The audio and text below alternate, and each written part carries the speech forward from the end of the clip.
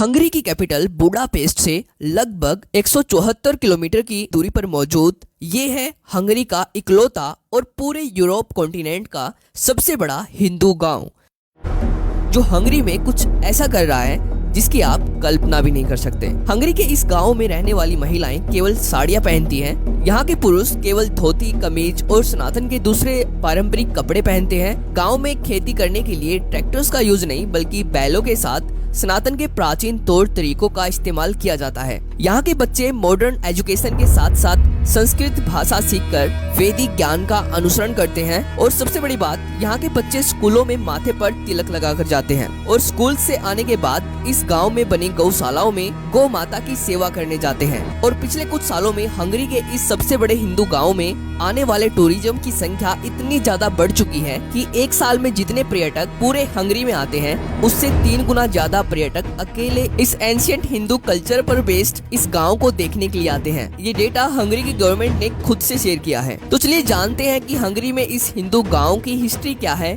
कैसे आज ये गांव हंगरी में इतना ज्यादा ट्रेंड कर रहा है, इसको किसने और क्यों बनाया, और जानेंगे कि कैसे यूरोपियन कंट्रीज में धीरे धीरे सनातन के एंशिएंट कल्चर की डिमांड बढ़ती जा रही है, जिससे इन देशों में सनातन के लिए एक बड़ी अपॉर्चुनिटी इंतजार कर रही है। तो इस वीडियो को पूरा जरूर देखना, बहुत सारी नई चीजों के बारे में आपको पता चलने वाला है। और अगर आपको ये वीडियो इम्पोर्टेंट लगती है तो वीडियो को लाइक करके इसको अपने रिलेटिव्स के साथ शेयर कर देना, जिससे इस वीडियो की रीच बढ़े और वीडियो ज्यादा से ज्यादा ऑडियंस तक पहुंचे। तो चलिए देखते हैं।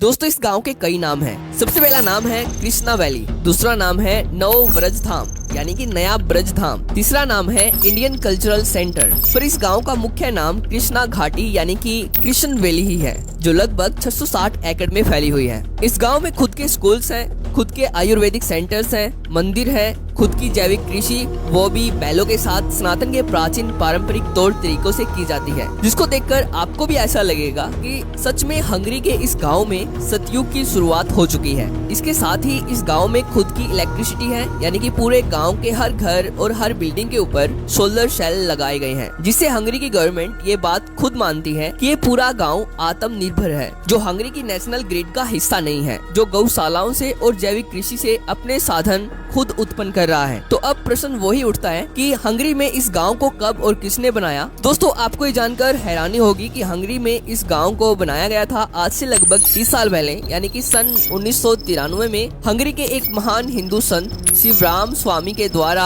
हंगरी में इस गांव की स्थापना की गई थी। और शिवराम स्वामी के निस्वार्थ भावना से किए गए सनातन के प्रति महान कामों को बताना शायद ही मेरे लिए इस वीडियो में पॉसिबल हो, क्योंकि अगर मैं इस महान संत के द्वारा किए गए सभी कामों को इस वीडियो में बताने लग जाऊं तो ये वीडियो 1 घंटे से ऊपर चली जाएगी। दोस्तों, शिवराम स्वामी का जन्म सन 1949 में हंगरी की कैपिटल बुडापेस्ट में हुआ था और तब ये सनातन धर्म से दूर दूर तक कोई संबंध नहीं रखते थे। पर जब ये सन 1980 में लंदन आए तब इन्होंने भगवत गीता से प्रेरित होकर इस्कॉन को ज्वाइन किया और इस्कॉन के माध्यम से सनातन धर्म अपनाया और अपना सब कुछ छोड़ सनातन में एक साधु का जीवन अपना लिया और अपना सिंपल लिविंग और हाई थिंकिंग का मोटो बनाया, जो सनातन के वेदों से इंस्पायर्ड है। और इनको भगवत गीता इतनी ज्यादा पसंद आई कि हंगेरियन लैंग्वेज में भगवत गीता को ट्रांसलेट करने का पूरा क्रेडिट भी इन्हीं को दिया जाता है, जिसको पढ़कर बहुत सारे हंगरी के लोग सनातन धर्म अपना पाए हैं और इस हिंदू वैदिक गाँव में रहने के लिए प्रेरित हुए हैं, जिसके कारण साल 2009 में शिवराम स्वामी के कामों से खुश होकर हंगरी के उच्च शिक्षा और विज्ञान के तत्कालीन राज्य सचिव कैरोली मनहर्ज के द्वारा इनको हंगरी गणराज्य के गोल्ड क्रॉस ऑफ मेरिट से सम्मानित किया गया, जो हंगरी में दूसरा सबसे बड़ा पुरस्कार है। यह पुरस्कार शिवराम स्वामी के उत्कृष्ट और मूल्यवान धर्मार्थ और मानवीय कार्यों के लिए इनको दिया गया था। पर दोस्तों, केवल इतना ही नहीं, जैसे कि मैंने आपको वीडियो के स्टार्टिंग में बताया कि एक साल में जितना टूरिज्म अकेले पूरे हंगरी में आता है उससे 3 गुना ज्यादा टूरिज्म एक साल में अकेले हंगरी के इस हिंदू गांव को देखने के लिए आता है। यानी कि एक साल में केवल 10,000 पर्यटक पूरे हंगरी में आते हैं, जो इनका ऑफिशियल डेटा है। और दूसरी तरफ एक साल में 30,000 से ज्यादा पर्यटक केवल हंगरी के इस हिंदू गांव को देखने के लिए आते हैं, जैसे कि आप इस वीडियो में देख सकते हो।